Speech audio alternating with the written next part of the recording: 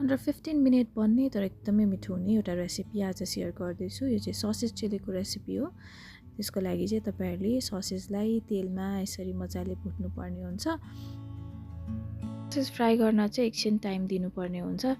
यो रातो नभइन्जेलसम्म तपाईले यसलाई चलाउँदै पकाउनु होला। यतिको रातो देखिसकेपछि चाहिँ यसलाई एउटा भाँडामा निकाल्नु होला। अनि तपाईहरुले अब त्यही नै तेल युज गर्न सक्नुहुन्छ। ससेज सबै निकालिसकेपछि हजुरहरुले यही बाँकी भएको तेलमा लसुन हाल्नु होला। सँगसँगै रातो खुर्सानी पनि हाल्नु होला। मैले चाहिँ बिर्सेर एकछिनपछि एड गरेको थिएँ। तपाईहरुले चाहिँ सँगै नै हाल्नु होला। रातो खुर्सानी पनि सँगै फ्राई भइसकेपछि मैले यसमा प्याज हालेँ।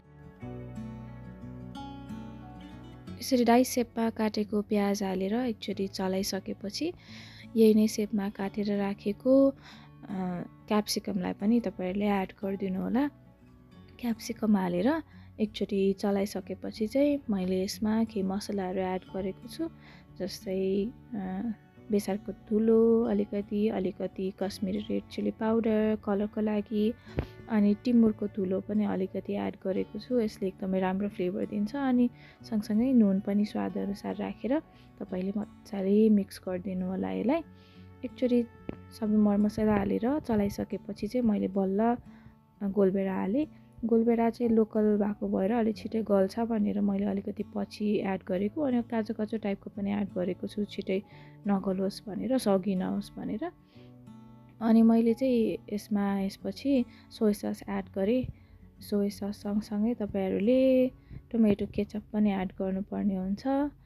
अनि यदि हजुरहरुलाई मन पर्छ भने चिली सस पनि एड गर्नु होला, मिठो फ्लेभर आउँछ। मेरो चाहिँ टोमेटो केचप नै अलिकति चिली पनि एड भएको भएर मैले चाहिँ एक्स्ट्रा एड गरिनँ। अनि यो चाहिँ कर्नफ्लावर स्लरी हो। कर्नफ्लावरमा पानी अलिकति मिक्स गरेर त्यसलाई एड गरेको। यसले राम्रो ग्रेभी आउँछ।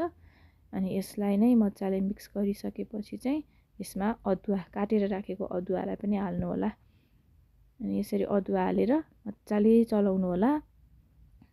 अनि यति गरिसकेपछि चाहिँ अघि हामीले फ्राई गरेर राखेको ससेजलाई पनि एड गरिदिने।